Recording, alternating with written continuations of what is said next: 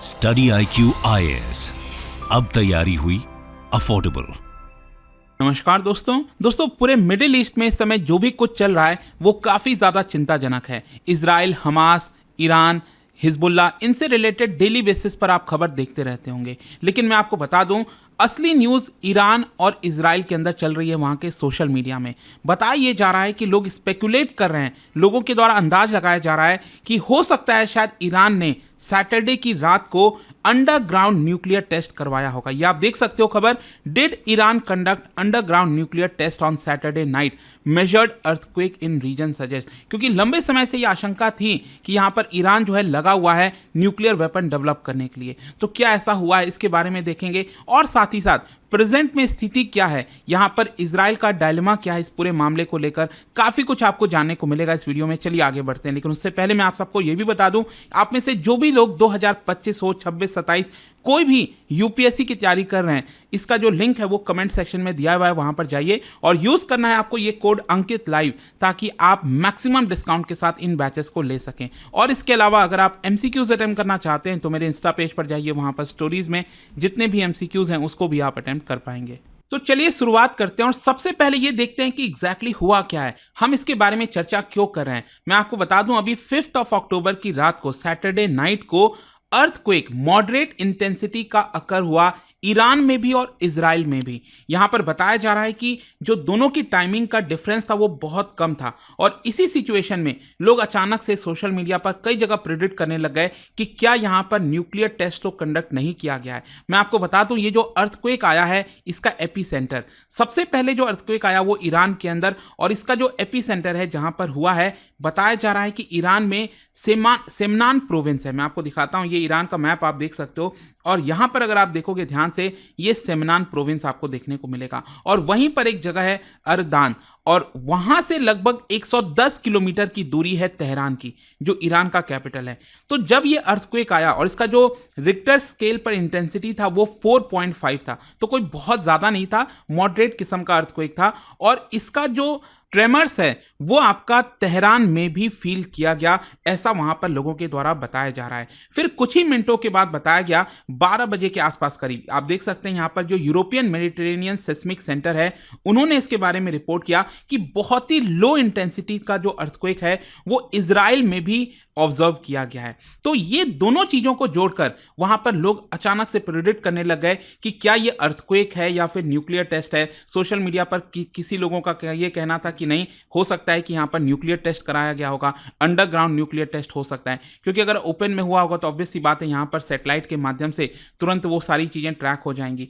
तो यहां पर इसके बारे में लगातार चर्चा चल रही है, और स्पेशली मैं आपको ये भी बता दूं कि ये जो अर्थक्वेक आया है, ऑब्जर्व किया गया है, ये बहुत ज़्यादा डीप नहीं था, डीप अर्थक्वेक नहीं था, करीब 10 किलोमीटर बिलो ग्राउंड जो है बताया जा रहा है इसका आपको डेप्थ देखने को मिलेगा, एंड दैट इज़ वाई इसके बारे में काफ़ी चर्चा हो रही थी। देखो अब कुछ भी हो सकता है, यहाँ पर मोस्ट प्रोबेबली अर्थक्वेक होगा, लेकिन यहाँ पर जिस तरह से चर्चा हो रही थी और मैंने आपको बताया कि लोग स्पेकुलेट करने लगे, और जाहिर सी बात है जो इस समय सिचुएशन बन रखी है पूरे मिडिल ईस्ट के अंदर, आपको पता ही है, यहाँ पर लगातार जिस तरह से इजराइल ने हिजबुल्ला को ख़त्म किया है, हमास को टारगेट कर रहा है, तो कहीं ना कहीं यहां पर जो ईरान की पावर है वो धीरे धीरे खत्म होती जा रही है। क्योंकि अल्टीमेटली आपको समझना है, ईरान ने अपने बहुत सारे प्रॉक्सीज बना रखे थे, चाहे वो इराक में हो, लेबनान में हो, गाजा के अंदर हो, यमन के अंदर हौतीज हो गए, उनको ये लगातार सपोर्ट करता रहता है। लेकिन रिसेंट टाइम्स में आपने देखा ही है कि कैसे इजराइल ने हर तरफ यहां पर वॉर स्टार्ट कर दी है, और लेबनान में हिजबुल्ला, हमास में, गाजा में हमास,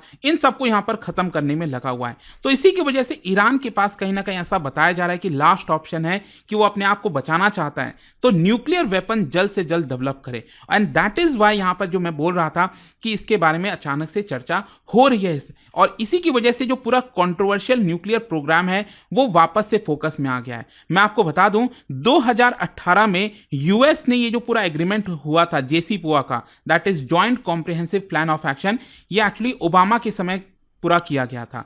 तो 2018 में डोनाल्ड ट्रंप के आने के बाद यूएस ने इससे विड्रॉ कर लिया, और उसके बाद अगर आप देखोगे तो ईरान जो है वो लगातार यहां पर यूरेनियम एनरिचमेंट और ज्यादा करता जा रहा है, ताकि वो जल्द से जल्द जो न्यूक्लियर वेपन है उसको बना सके। तो क्वेश्चन अब यहां पर यह है, जैसे कि मान लीजिए अगर ये न्यूक्लियर टेस्ट नहीं हुआ होगा, तो क्वेश्चन अब यहां पर यह आता है कि कितने समय के अंदर ईरान जो है वो न्यूक्लियर वेपन डेवलप कर सकता है। देखिए, न्यूक्लियर वेपन डेवलप करने के लिए जो सबसे इंपॉर्टेंट चीज है वो है आपका एनरिच्ड यूरेनियम। एक सर्टेन परसेंटेज से अबव 90% से ज्यादा अबव अगर एनरिच्ड यूरेनियम हो गया है तो यहां पर न्यूक्लियर वेपन्स को डेवलप किया जा सकता है। और इसी को कहते हैं हम ब्रेकआउट टाइम।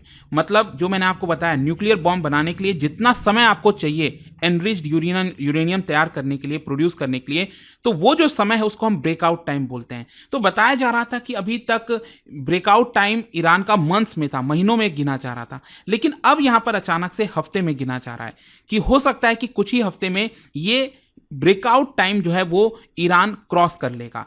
एंड मैं आपको बता दूं, जब एग्रीमेंट हुआ था JCPOA का, उस समय इंटरनेशनल एटॉमिक एनर्जी एजेंसी ने रिवील किया था कि एक तरह से यहां पर जो ईरान है उसको 3.67% से ज्यादा एनरिच्ड यूरेनियम नहीं रखना चाहिए। लेकिन क्योंकि ये पूरा डील ब्रेक हो गया, यूएस ने विड्रॉ कर लिया, उसके बाद से बताया जा रहा है कि ईरान लगातार यहां पर और ज्यादा एनरिच कर रहा है यूरेनियम का। एंड दैट इज वाई अगर आप देखोगे कुछ एस्टिमेट्स का ये भी कहना है कि 60 to 70% से भी ज्यादा एनरिच्ड यूरेनियम ऑलरेडी ईरान ने तैयार कर लिया है। और इसीलिए कुछ ही हफ्ते के अंदर यहां पर जो एग्जैक्ट एनरिच्ड यूरेनियम चाहिए न्यूक्लियर बॉम्ब बनाने के लिए वो ईरान के पास आ जाएगा। ऑल्दो मैं आपको एक और चीज यहां पर बता दूं कि ज्यादातर एक्सपर्ट्स ये भी कह रहे हैं कि सिर्फ एनरिच्ड यूरेनियम से काम नहीं चलेगा। ऑल्दो ये सबसे इंपॉर्टेंट होता है, लेकिन उसके बाद कुछ और समय लग सकते हैं, कुछ महीने भी लग सकते हैं कि एक वेल फंक्शनल जो न्यूक्लियर वेपन होता है, क्योंकि अगर आपको वो न्यूक्लियर बॉम्ब का इस्तेमाल करना है किसी देश के ऊपर तो एक प्रॉपर सिस्टम होना चाहिए,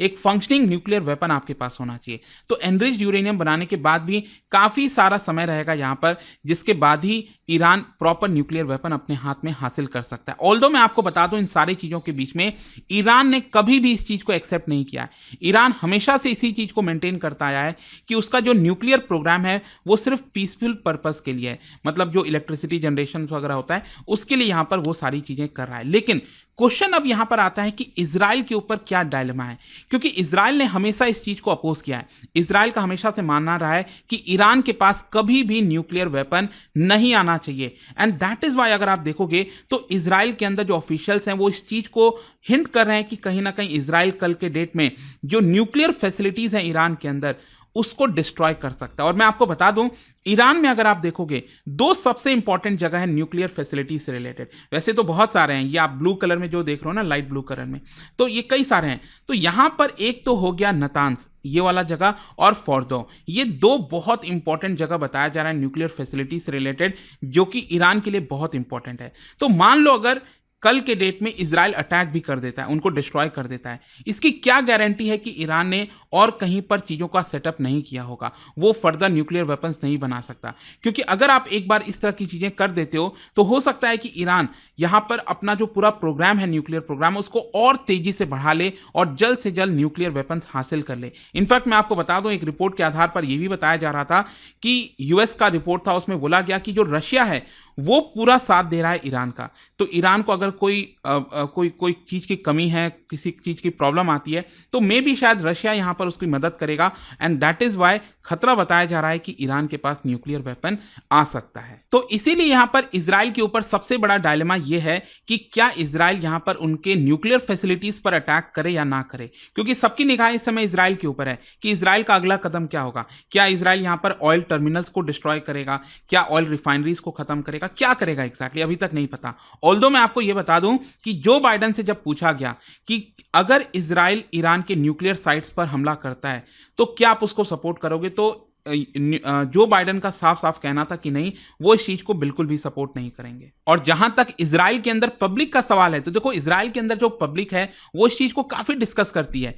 कुछ पब्लिक में आपको पता ही है कि आप भारत में भी कहीं पान की गुंटी पर जाओगे और कहीं पर खड़े होगे रास्ते में, तो हर लोगों का अपना अपना ओपिनियन होता है। उसी प्रकार से इजराइल में भी आप देखोगे तो बहुत से लोग हैं जो लगातार कहते रहते हैं कि हाँ, अटैक कर देना चाहिए, ईरान के न्यूक्लियर फैसिलिटीज को डिस्ट्रॉय कर देना चाहिए, क्योंकि अगर ईरान के पास एक बार भी न्यूक्लियर वेपन आ गया तो कौन जाने, क्या पता वो कभी इजराइल के ऊपर इस्तेमाल कर दे।